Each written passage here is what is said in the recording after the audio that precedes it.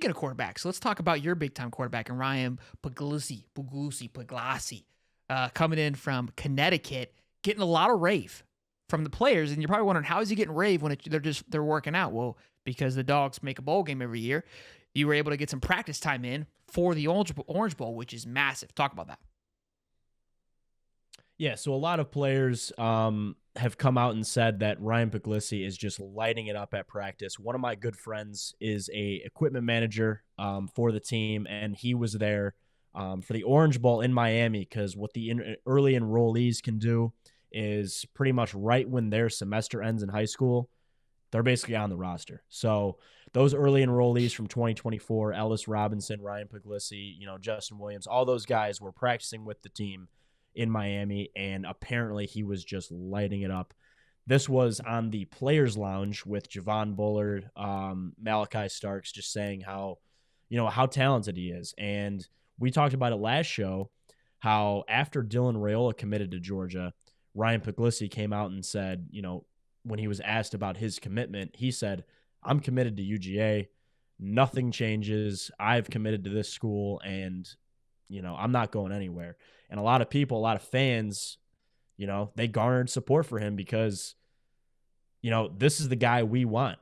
And we were kind of talking about it before the show. He is from a little small private school in Connecticut. So it could have been one of these things where this is a guy that slipped through the cracks, and he did end up as a top 10 quarterback in the class of 2024. But I don't know if, Connecticut high schools are getting the same looks as schools in the metro Atlanta area. If he was playing in the metro Atlanta area, putting up the numbers and stuff that he does, he could have been a 5-star. So sure. There's that factor as well. And kind of an interesting thing that I also mentioned was Ellis Robinson, our number one player in the class 2024 and number one defensive back. He's also from Connecticut. He's from New Haven, which is the town that Yale's in. I don't know how I know that, but he went to IMG, so it's a little bit different in terms of getting recognition. I mean, IMG, you're not slipping through the cracks if you go to IMG, but the reason you're going so there, this could be a scenario where Ryan Puglisi, he beats out Gunnar Stockton for the starting job in the 2025 season. That's a high possibility. And also, we don't have a guy committed in 2025 or 2026 quarterback commits. And a lot of the 5-stars are already getting taken up. George McIntyre just committed to Tennessee. He's a 5-star out of Nashville. And Bryce Underwood, number one quarterback in 2025. He's out of LSU. So, this could be a scenario. I mean, we're going way in the future here, but I'll be graduated by the 2025 season, but it'll be interesting to see how that plays out with Puglisi and Gunnar Stockton after Carson Beck's gone. So look, I do want to talk about the 2024 class in Puglisi, but speaking of 2025, Bryce Underwood at LSU, Julian Lewis, who was just there this weekend at Georgia, who's from Georgia, I was going to talk about that too. Yep. Is currently committed to USC. Then you got George McIntyre, who's number 3, Tennessee. Tavion Clare committed to Ohio State. Deuce Knight, Notre Dame. Antoine Hill, it seems like it's between Florida, North Carolina, Colorado. He was committed to at one point. Akel Smith is at Oregon. He's not leaving that place. KJ Lacey to Texas. Carter Smith to Michigan. That's your top 9 quarterbacks ripped off the board. So, like you just said, this could be the guy for a couple of years now. So, but for 2024, why I think Puglisi may have been Puglisi, it's a fun last name to say. It's a great last name for a quarterback too. Kind of fell underneath the radar in a sense is because this class was pretty an exciting class for quarterbacks. Again, with DJ Lagway pulled a lot of attention.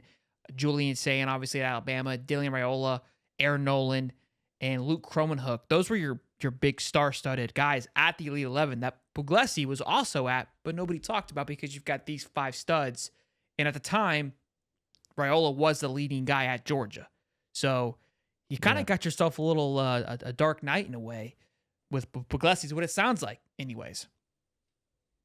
Yeah, he was overshadowed when Dylan Raiola was, because he was supposed to come in and be obviously the number one guy after Carson Beck and, number one player in the class. I don't know what the final rankings were, but when he committed, Raiola was the number 1 player in the class. Sure. So he hasn't really gotten a lot of spotlight, I guess. But by the things he's been saying in the interviews that I've seen him have is he's just a humble kid. He just wants, come in here to play football, and that's really it. So he seems like a level-headed guy. So you want for your quarterback anyways. And again, you had such an elite class. I mean, he probably fell down the list of commits to that Georgia class. I mean, you guys always do well in the trenches. Yeah, he was probably our 15th, 20th ranked guy. So okay, all right. Well, no, I mean, maybe I'm not probably, trying to honestly, brag about that. Maybe like 7. I gave you. Let's look. I gotta know now. 20? You had okay, 30. No, you had 28. Not 20. You're right. I'm gonna go with he was the 13th. I was kind of just ripping off random numbers. I would say he's the 13th ranked recruit that we got. Okay, healthy guess. That's my guess. All right, 1, 2, 3, 4, 5, 6, 7, 8, 9, 10, 11, 12, 13, 14. That's pretty damn close. So yeah, 14th. So it's down there. I mean, Christopher Jones, linebacker, who was once committed to Florida for a very long time. I remember when he flipped to Georgia, it didn't even seem like that big of a deal because of your linebacker class. So imagine the 13th best player not even getting any limelight because of how great the linebacker class was. So that's what kind of Raiola was to Puglisi. So we'll see. It's an interesting one. It's a fun topic. And again, it's another advantage that Georgia has is being able to have those practices because you guys are going to ball games. You get those guys on the football field early with the staff. So absolutely. Well, boys, great show. Hope you guys enjoyed this one again. We got a lot of love and a lot of feedback on our very first show. The shorts are popping off again. Competition with that Hightop Sports Oregon, first to 1,000 subs. Let's get this bad boy rolling. Almost at 100 in a week. I think that's a pretty healthy growth in just a short amount of time. Good start. It's hey, kind of a slow start in Georgia standards, though. Got to be honest. Yeah, it's a slow start. Hey, all three videos as of today. I'll be putting out a lot more shorts.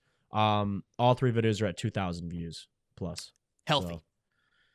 So thank you guys. I guess for the support right off the bat. But yeah, I'm excited. Absolutely. Be good. Like and subscribe. Till next time, I'm Shelton. That's Bryce. We'll see you boys.